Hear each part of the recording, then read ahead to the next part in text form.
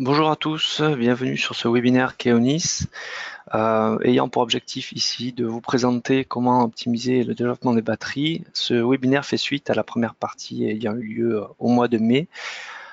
Ici, on va se concentrer plus spécifiquement sur l'intégration des cellules de batterie dans leur environnement proche ou un peu plus lointain.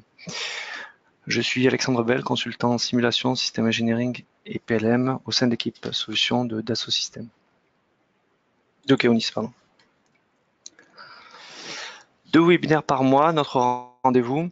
De 11h30 à midi, nous présentons les mardis des informations sur les domaines de la simulation, du design et du système engineering, présentation des produits et également des possibilités d'accompagnement que nous pouvons faire, nous, Keonis, pour vous. Je vous invite également à consulter le site spécifique dédié à la simulation sur le site keonis.com où vous pouvez retrouver des informations sur les articles que nous diffusons, spécifiquement sur les nouveautés des logiciels, sur les nouveautés des nouvelles versions par exemple, également des informations plus spécifiques sur des capacités particulières, des tutoriaux que l'on peut vous présenter aussi liés à des nouveautés sur les outils. Et puis bien sûr, vous pouvez retrouver sur ces mêmes pages les enregistrements des webinaires que nous diffusons 2 fois par mois sur cette même chaîne.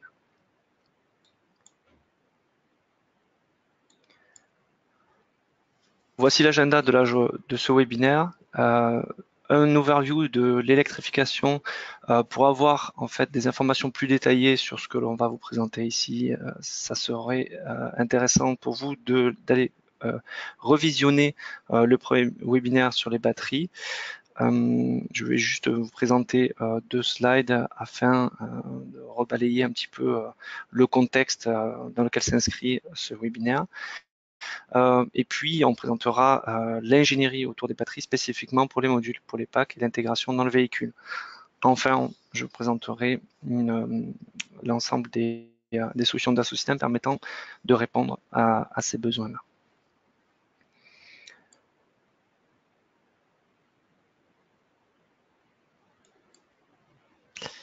Donc, si on synthétise un petit peu au niveau des véhicules électriques, quelles sont les différentes ingénieries que l'on va pouvoir retrouver.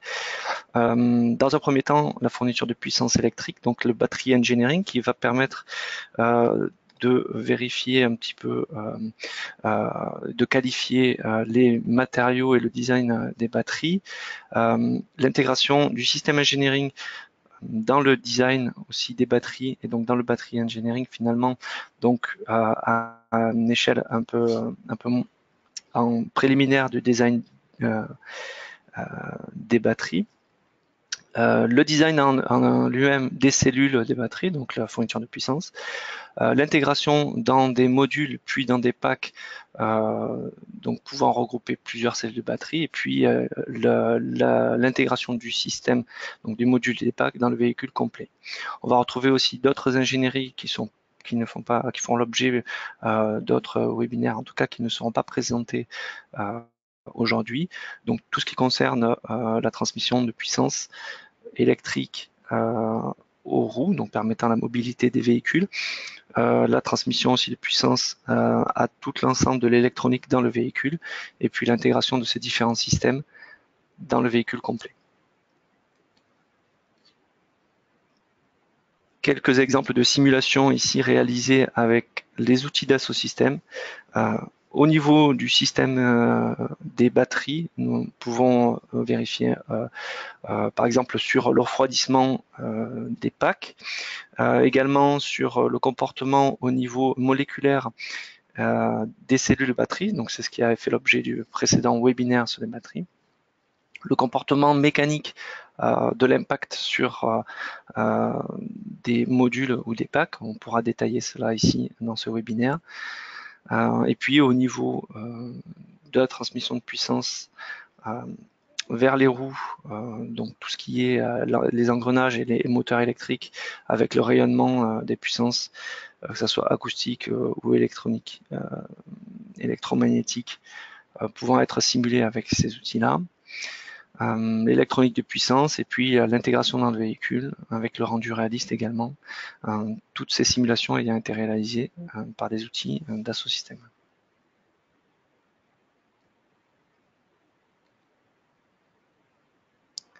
Donc plus spécifiquement,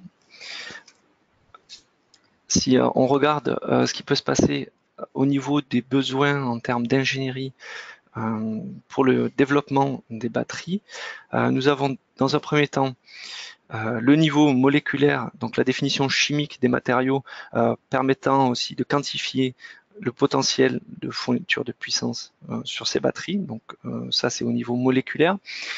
Nous avons ensuite le développement de ces performances-là dans un niveau plutôt, on va dire, 1D, donc calcul des performances du véhicule, notamment en fonction du vieillissement, calcul ou estimation du potentiel thermique et du potentiel électrique, et puis également les problématiques au niveau refroidissement qui s'en suivent pour l'intégration des cellules dans les modules et dans les packs. Donc c'est ce que l'on va regarder ici. Au travers d'exemples, notamment sur comment refroidir un pack de batterie dans la plateforme 3D Experience. Des problématiques donc de diffusion thermique, des problématiques mécaniques aussi pour la résistance à l'impact, par exemple lors de l'intégration du véhicule, ou la résistance aussi à des sollicitations plutôt de type vibratoire aléatoire dans l'intégration du véhicule.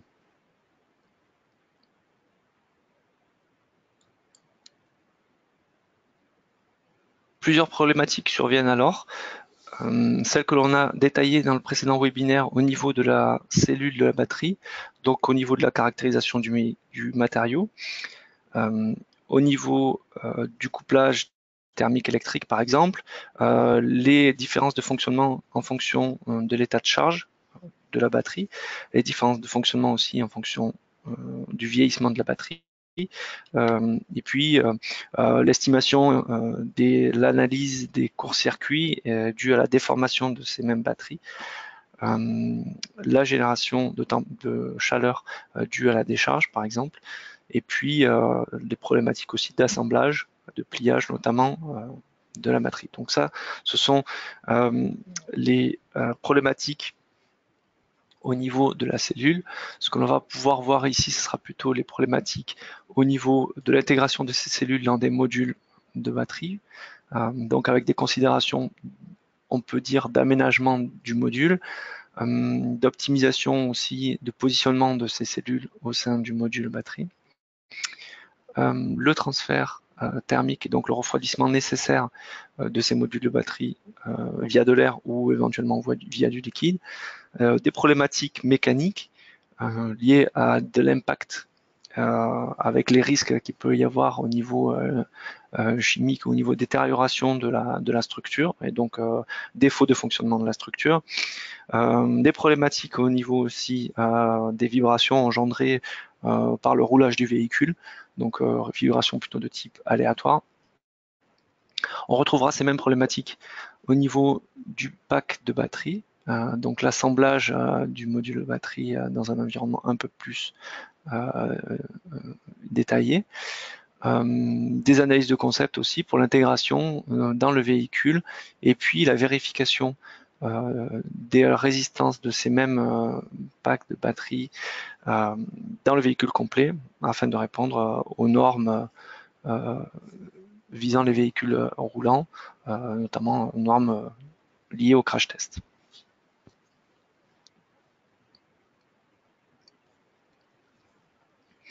Donc on va avoir plusieurs types de physique à vérifier.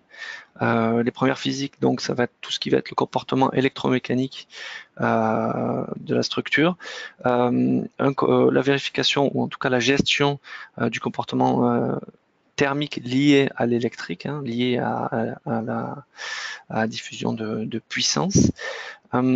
Également la vérification de la tenue de la structure à son propre poids, puis également la vérification de la tenue à des conditions d'utilisation extrêmes, ou simplement ce qu'on va appeler ici durabilité, ça va être surtout la résistance de la structure à son utilisation et à ses cycles d'utilisation standards. La safety ici, ça va être la vérification de la tenue de la structure à des conditions exceptionnelles d'utilisation ou en tout cas à des impacts particuliers. Par exemple, ça va être des crashs. On peut avoir du simulation de drop test, donc du lâcher des packs de batterie sur une surface rigide et donc l'endommagement qui s'ensuit, du calcul d'impact en somme. Et puis des possibilités aussi d'amélioration des systèmes, que ce soit avec des possibilités de simplification, de modélisation, en ayant une validité des résultats maintenue.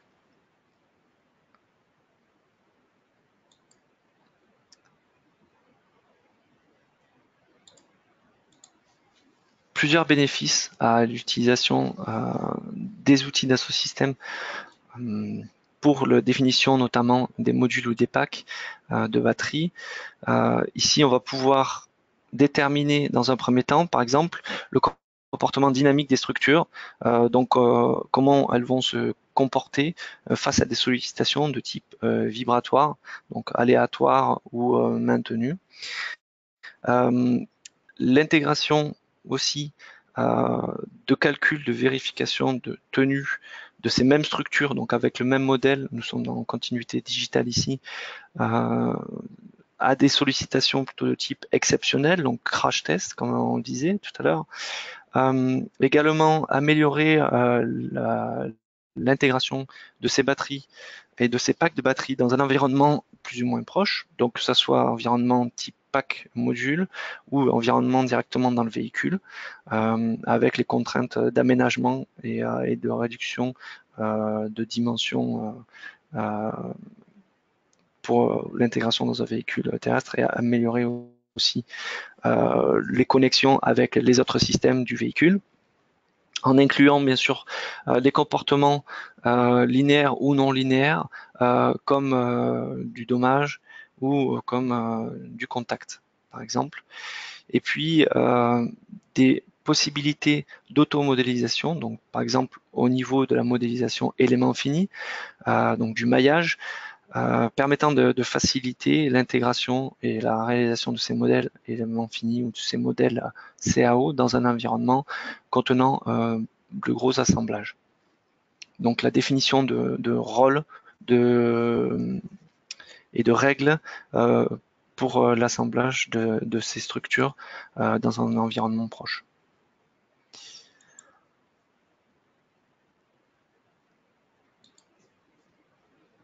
Un premier exemple ici consiste à vérifier le comportement de refroidissement de la structure.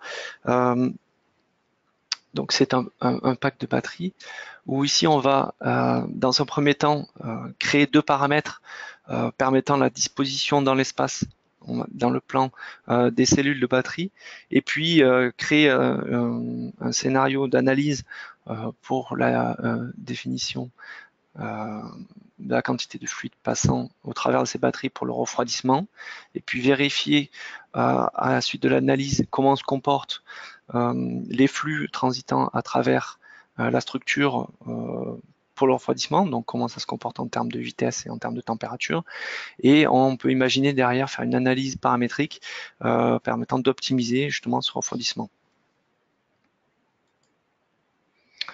Nous avons ici une vidéo présentant les possibilités que l'on va regarder ensemble et que je vais vous commenter. Alors, je reviens en arrière. Voilà.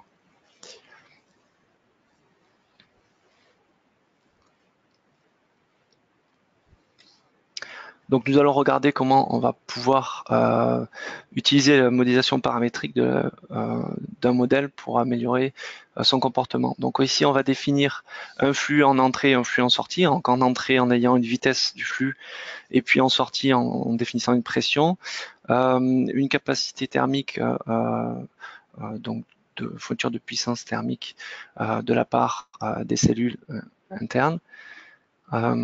Ici, on voit la modélisation élément fini initiale de la structure. Donc, on peut bien sûr se déplacer au travers du modèle élément fini pour vérifier dans l'épaisseur comment le maillage automatisé à l'aide des règles a été généré. Donc ici, on voit qu'il y a des règles particulières, notamment prenant en compte l'épaisseur des couches limites. Dans ce modèle-là, deux paramètres ont été définis. Une paramètre d'écart entre les cellules sur la direction X et puis le même paramètre sur la direction Y permettant un repositionnement automatique. Donc là, on est sur du 3D dans l'application Part Design.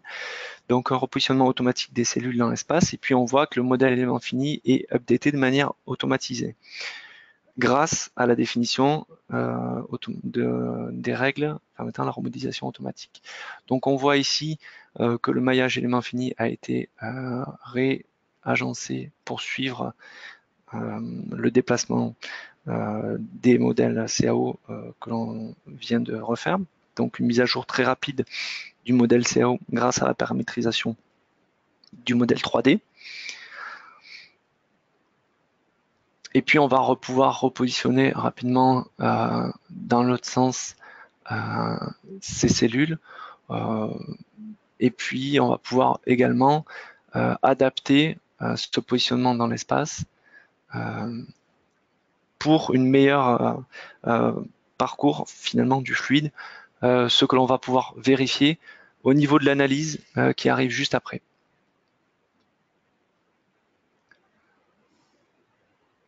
Donc ici, on revérifie que à chaque étape de modification des paramètres de positionnement dans l'espace des cellules, le maillage, donc le modèle élément fini, est revu et remodélisé. Donc ici, on est sur l'ordre de plusieurs millions d'éléments. Et ici, on a les résultats, donc avec la température transitant au sein du pack de batterie et donc évoluant en fonction du temps avec des lignes de courant au cours de l'analyse. Donc on l'a dans la partie haute. Et puis dans la partie basse, on va avoir ce qui concerne la vitesse du flux au cours de cette même analyse. Donc avec une échelle de couleur distincte, et on va pouvoir repositionner ça dans l'espace pour une meilleure visualisation des résultats. Donc ici, on voit l'analyse en temps réel avec l'évolution des lignes de courant. Donc on peut très bien imaginer réaliser une étude d'optimisation paramétrique par rapport à ces deux paramètres que l'on a définis dans le but d'avoir la meilleure répartition de température possible et donc le meilleur refroidissement possible. On voit ici qu'on peut positionner la vue suivant plusieurs directions. Ici, peut-être cette vue-là donne une meilleure indication sur le parcours du fluide et sur la possibilité de refroidissement dans cette organisation-là.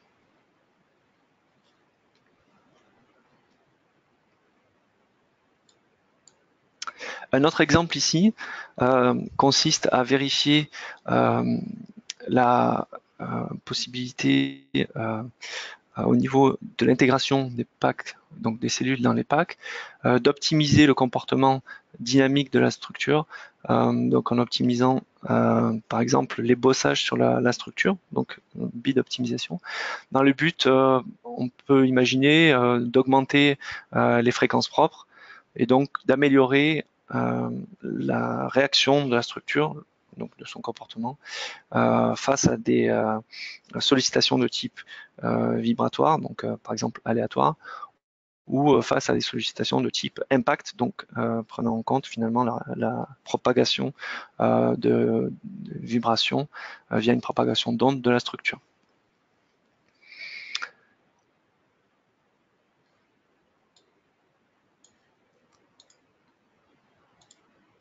On parlait tout à l'heure de l'intégration dans le véhicule qui va lui transmettre des problématiques plutôt de type aléatoire, donc random, notamment lié au roulage. Ici, on se situe avec un véhicule qui va rouler sur des pavés, donc avec forcément des vibrations qui ne sont pas maîtrisées, donc plutôt de type aléatoire. On va pouvoir utiliser, grâce à un logiciel SimPack, donc de simulation multibody, extraire un historique des chargements, donc positionnés avec des capteurs positionnés à certains endroits, notamment au point de fixation du pack de batterie dans le véhicule. Cet historique de chargement va pouvoir être converti en PSD via l'outil FISafe, qui est accessible avec les jetons étendus d'Abacus, que l'on va pouvoir combiner avec une analyse SSD finalement dans Abacus, et puis calculer avec FISafe quelle va être la réaction en termes de tenue en fatigue, en nombre de cycles du pack par rapport à cet historique de chargement aléatoire. Donc c'est un exemple en fait de cumul d'utilisation d'outils variés et d'outils dans la même suite d'outils, donc de Dassault Systèmes. Multibody dans un premier temps, FISafe pour le calcul en fatigue lié avec Solver Abacus. Un dernier exemple pour l'intégration dans le véhicule complet. Ici, on va faire une simulation de crash test latéral dans le véhicule complet. Donc vue de dessus, la même vue et puis vue en coupe, et puis une vue un peu plus détaillée de côté pour voir comment va se comporter ici sans échelle de couleur, mais la structure avec un impact latéral. Et donc là, on peut imaginer voir comment vont s'entrechoquer les cellules au sein du module, donc qui est situé dans le plancher du véhicule. Donc ici, on est avec l'outil Abacus.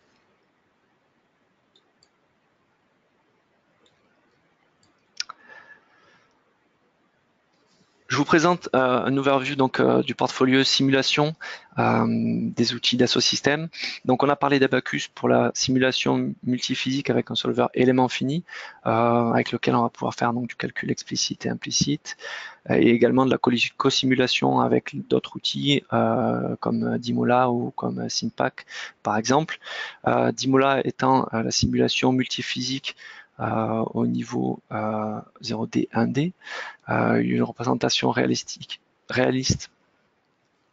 et plutôt facile à mettre en œuvre et simple. De la simulation multibody, donc avec SimPack, pouvant être couplé avec Abacus et donc pouvoir inclure des modèles non linéaires et des modèles flexibles. Le calcul de l'analyse de fatigue avec FISafe, donc on va pouvoir prendre en compte les caractéristiques en fatigue donc des matériaux et puis des analyses avec en cyclage sur des analyses par exemple de type vibratoire. L'optimisation topologique, donc l'optimisation de concept avec Tosca. Et puis son pendant pour l'optimisation paramétrique avec iSight. La simulation électromagnétique et électronique avec les outils CST et Opera qui ont récemment intégré le portfolio simulation. Xflow Exa pour la simulation des fluides, donc soit avec les comportements de type Lattice-Boltzmann ou les équations type Navier-Stokes comme je vous ai présenté dans la présentation sur la vidéo. Et puis la vibroacoustique ou l'acoustique avec Wave6. Bien entendu, la plateforme 3D Experience ayant pour objectif de regrouper l'ensemble de ces connaissances et savoir-faire au sein d'une seule plateforme, donc avec une simulation multiphysique, un avantage sur la continuité digitale avec les mêmes modèles éléments finis pour faire plusieurs types d'analyse, donc structure et fluide par exemple, structure et thermique, électromagnétisme avec plusieurs niveaux d'échelle également. et à plusieurs niveaux de la définition du design. Donc soit plutôt conceptuel, donc avec des outils type Dimola mais intégrés à la plateforme, soit au niveau détaillé avec des outils type modélisation éléments finis. Voilà pour la synthèse de ce webinaire vous présentant donc les possibilités en batterie engineering au niveau des modules des packs et de l'intégration des véhicules complets. Ce webinaire est à présent terminé. La présentation a duré 25 minutes. Avant de passer aux éventuelles questions, je vous propose de regarder notre prochain rendez-vous qui aura lieu le 25 juin 2019, donc de 11h30 à midi, qui sera orienté design et qui vous présentera comment mieux utiliser les capacités de CATIA V5 au travers de différents ateliers.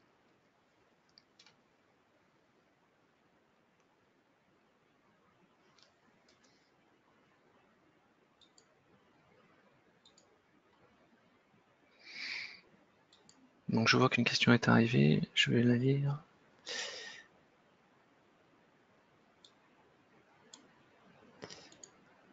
Donc une première question est arrivée sur peut-on utiliser une conception SolidWorks avec des outils de simulation, les importations sont-elles possibles?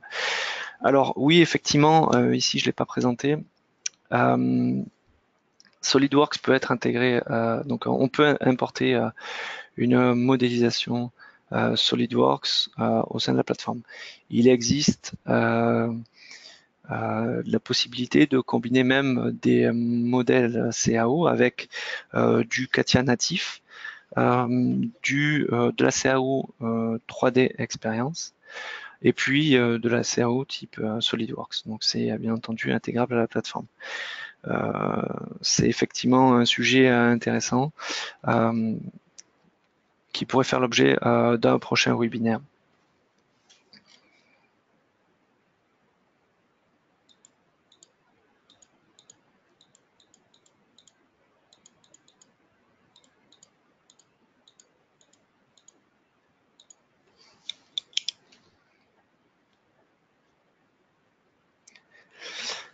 Est-ce que vous avez peut-être d'autres questions sur ce webinaire?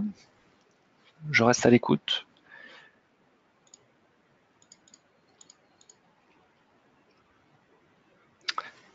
Je vous invite à nous contacter via contact@keonis.com ou via notre site internet keonis.com ou via l'adresse simulaire@keonis.com si vous avez des contacts, des questions particulières qui viennent à la suite de ce webinaire ou si vous voulez nous contacter pour toute autre demande, je vous invite à nous contacter.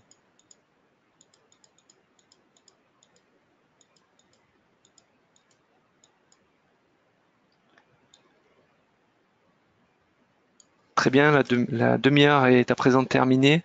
Je vous remercie d'avoir participé à ce webinaire et vous donne rendez-vous donc le 25 juin pour notre prochaine session. Très bonne journée à tous.